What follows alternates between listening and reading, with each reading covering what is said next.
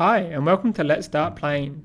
Today I'm going to be teaching you Jump Drive. In Jump Drive, players are building a tableau of cards in a race to get to 50 victory points. The player who achieves 50 victory points first, or the highest over 50 victory points at the end of the game, will win. Victory points in Jump Drive are tracked by this galaxy icon here. Victory points in Jump Drive for all players is public information. Jump Drive is purely a card game. When you first load Jump Drive, you'll be given a hand of cards like this one. You have 4 possible actions on your turn, starting with placing a development. The cost to play the development is listed in the diamond icon on the card. In this case, it would cost me 2 other cards to discard from my hand. You can consider all cards in your hand as currency, and this currency is used to pay for the costs of other cards. If on your turn you choose to play only one development, it will cost you 1 less than the number listed in the diamond. To show you this, I'm going to select this development and select Play Selected Cards. Board Game Arena will ask me to pay 1 to play Consumer Markets, and I can select one of my other cards in my hand and hit Confirm, and I'll be able to play that develop card. Instead of playing a development on your turn, you can play a world. There are 2 types of world. There are Conquest Worlds, which are indicated by this red border around the circle, and a Colony World, which is indicated with the black circle. Playing a Colony World is much like playing a development. This would cost me 3 cards from my hand to discard to play. Unlike developments, if I only play a Colony World, I will get to draw an additional card at the end of my turn. However, I do not get a discount. These 2 bonuses that you get, so a discount for playing development and a bonus card draw if you play a world, is only applicable if you play only one of these options. On your turn, however, you may play both a world and a development. If you choose to do both actions, you do not get the discount or the card draw. There's one other type of world, which is a military world, like this pirate lair. These can be conquered. In order to conquer them, you'll need to have military strength strong enough to take over that planet. Military strength is depicted in these red circles, and for every +1 that you have, it increases your military strength by 1. Military strength is tracked up here. If you have strength equal or higher to a planet, you may conquer a planet on your turn. If you conquer a planet, you can't also play a colony planet. You may only control 1 planet per turn. So far the actions we have are either playing a development, conquering a world, or playing a development and conquering a world. The 4th action you can do is to explore, and this is how you can draw more cards into your hand, so you have more choice and more cards to use for paying for other cards. If you choose to explore, you will draw the indicated number listed here, so in this case 5, and then discard 3.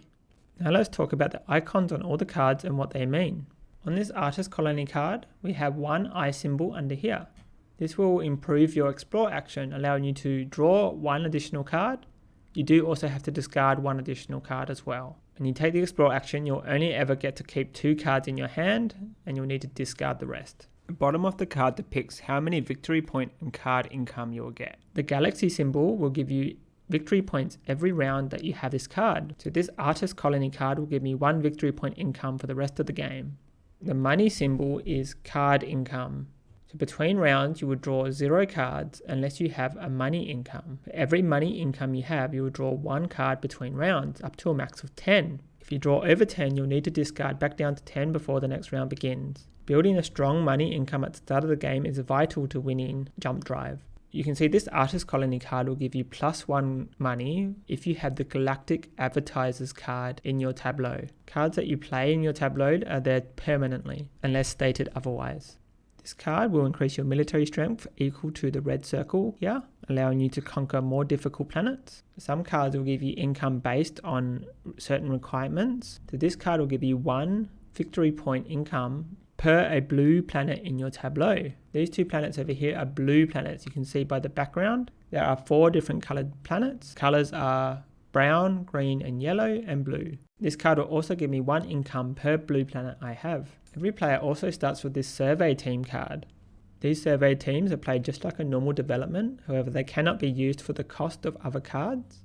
For my first turn, I'm going to play this Tourist World card, so I can get 2 more cards and 1 victory point, and keep Artist Colony in my hand, ready to combo with this, so I can get +1 card from Artist Colony next turn. In order to do this, I'm going to select Tourist World, select Play Selected Card, and discard 3 cards to pay for the cost. This is the beginning of my second turn. I drew 1 card from playing only a planet last turn, and I gained 2 income cards. On this turn, I'm going to play Artist Colony and Survey Team together. This will cause me to discard 2 cards because Artist Colony cost 1 and Survey Team cost 1. It's always important to check the ability of the card. So some cards like this Contract Specialist will have abilities listed on them. This one says you may place a non-alien military planet as a non-military at -1 cost. Yellow planets are alien planets. There are 4 main planet types. They are Novelty, Rare Elements, Genes, and Alien Technology. Also be aware that most abilities will stack, so this says -1 cost to Galactic Trendsetters. If I have multiple copies of this card, this ability will stack with each other. The only cards that don't stack are the cards that let you play additional planets. All play happens simultaneously in Jump Drive, with all players selecting the 1 or 2 cards they want to play each turn.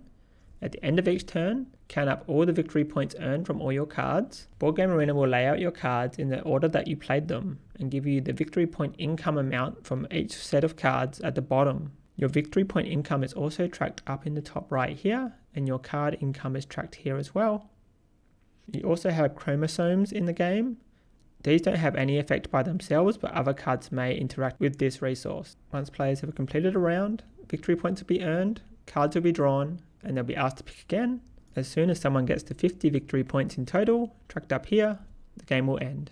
I also just want to explain some of the more complicated cards in Jump Drive, as they can be a bit confusing when you first play. This Galactic Imperium card will give you +4 strength versus Rebel planets. Rebel planets are all planets with a red circle around them, and the way victory point income works here is you get 2 points per a Rebel planet you have, plus you get 1 victory point per Rebel planet of one other player. Don't be confused by these slashes that look like it's one or the other one or the other one. And also we have this War Propaganda card, which says before scoring, give it to the player with the highest military strength.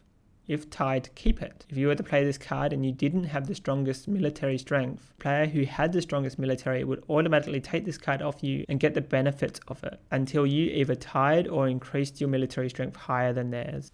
You should be now ready to get stuck into Jump Drive. Please like and subscribe if you like this video. It will encourage me to keep making more.